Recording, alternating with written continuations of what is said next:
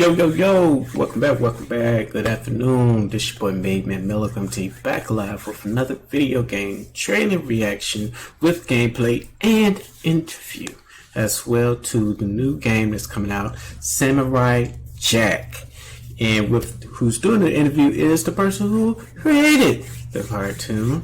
It's the one and only Genndy Tartakovsky, if I said it right. Samurai Jack is once again my childhood in a nutshell. One of my favorite cartoons ever. If you don't know about Samurai Jack, where have you been? Aku, Samurai Jack, let's go ahead and take a look.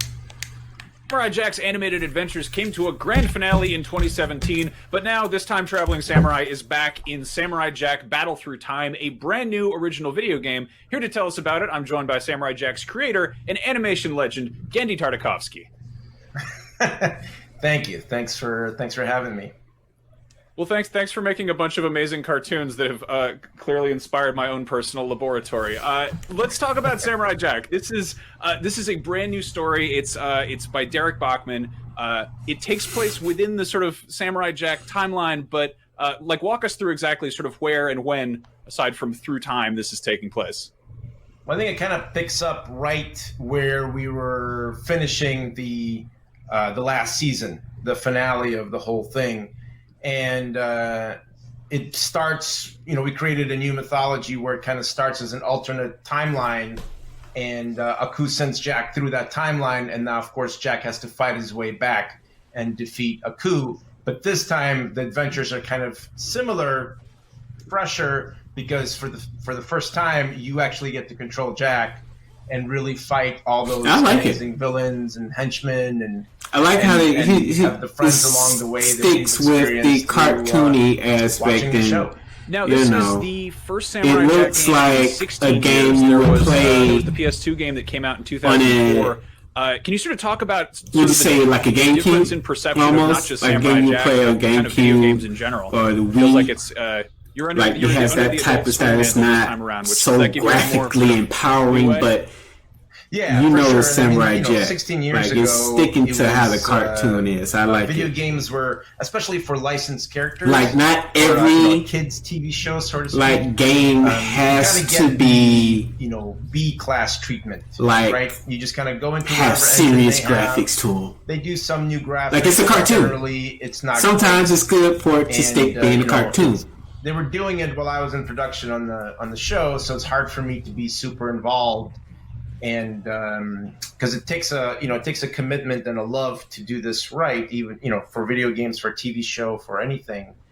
And so you can almost call this like a retro, what we all thought a video game could be. And then now fast forward here, the show is more popular. The show has existed for 16 years more, and people have really gone to love it, and there's a more of respect towards it. So the new game is a lot more of what we wanted it back then, and even more.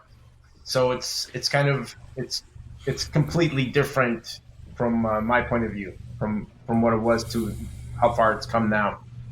Very cool. Well, let's talk about the gameplay a little bit here. Obviously, we're going to see lots of sword swinging action because he's a samurai after all. But we also got sort of a pole arm here with some magic coming out of it. We got a shot of him in the trailer with some heavy firepower. Can you tell us about the combat a little bit? Yeah, I mean, I think it's inspired by of course the normal samurai stuff, the classic, but just like in the show, Jack's able to use a lot of what's around him to be inventive, and I think there's some stuff where he actually uses one of the Ku drone's arms, and he slashes with it. There's a bow and arrow, I think, and so there's a lot of variation. There's a trident, like we see here, and also taking cue from when Jack was lost in the last finale season. He also uses some guns and stuff where we never would have him use a gun in the first few seasons. But a lot of the locales are totally inspired by what we did in the show. And so it's kind of great because if you're a fan of the show, you'll recognize the environments instantly, and you can kind of look forward to some of the villains from that. environment at the same time. Boy, if they bring back the bridge scene, some other villains to come in all the different various environments. Nice. And you've got some familiar returning characters as well, I hear. Yes, of course. I mean, you could never do it without the Scotsman, and here, of course, is Demongo, who's one of the fan favorites, has been. And what's also fantastic is we were able to use the original voice cast, right? I mean, besides Mako, of course, who passed away. But yeah, so there's an authenticity to it that I think is sometimes you don't get in other games based on properties.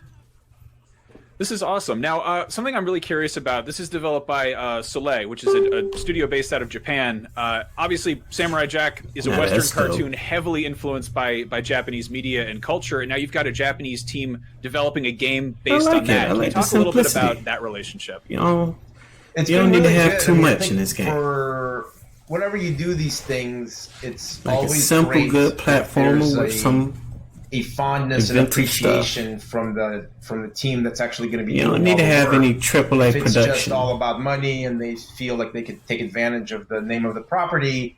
Then it becomes kind of they don't understand the essence of it. But I know, like Derek, who wrote this, he traveled to Japan and he met with them, and he walked into their offices, and they had Samurai Jack posters, and they were asking about me, so they were appreciative of it. And doing even I remember back then when I first started the show and it actually started to air in Japan, I was really worried. I'm like, oh no, they found out I'm a fake. They'll see through everything I've done, no matter how much of a whatever fan or appreciation that I had of Japanese culture and especially the samurai code and culture. They would still know that the machine gun. a phony. I remember that. But so I remember I was at the studio playing once. Dynasty We had Wars some visitors and from they had, Japan, some of these cable operators. They were just businessmen. And this is years ago. And they came into my office and I was introduced to them. And Samurai Jack just started airing on their cable network. And they were like, "You got it right. You did a really good job. We love the show and it feels sincere." And that was the biggest compliment I could ever get. That it was it worked in Japan. So cool. It didn't. I didn't embarrass their culture or we got the inventory. All that kind of stuff.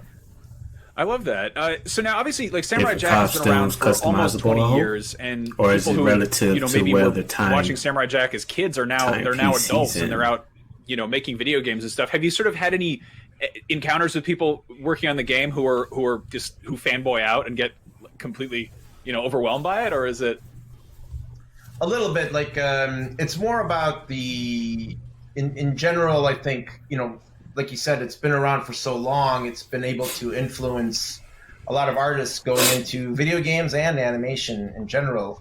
And so when I go to conventions and all that kind of stuff and I meet these people, when I was influenced by Bugs Bunny cartoons and Popeye and some Disney stuff, Tex Avery, and of course by the time I got into the industry, most of them were all gone, if not all of them.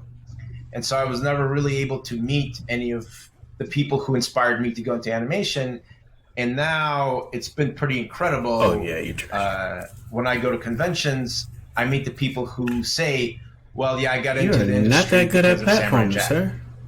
Or I love to draw because of Samurai Jack and all this stuff. And it's beyond comprehension that something like this can affect people and really show them the direction in their life, which is so. Oh, that's the bow and arrow. It's such a huge honor to inspire anybody, really. That's phenomenal. That's really cool to hear. Now, I have to ask, you mentioned it very briefly there, Popeye. Do you have any word on the Popeye movie that I heard you were working on at one point? No comment on any of that stuff. So fair enough. So we're getting a new Popeye movie? Fingers crossed. Thank you so much, Gendy. This was a huge pleasure. So that might have been a hint. Okay, but yeah, I like it. I am definitely interested. I love Samurai Jack. That's part of my childhood. So anything that's even related to my childhood, I'm definitely going to try it out. So thank you for tuning in. You already know who it is. It's your boy, Made Man Milo. You guys have a wonderful, wonderful Wednesday. Peace.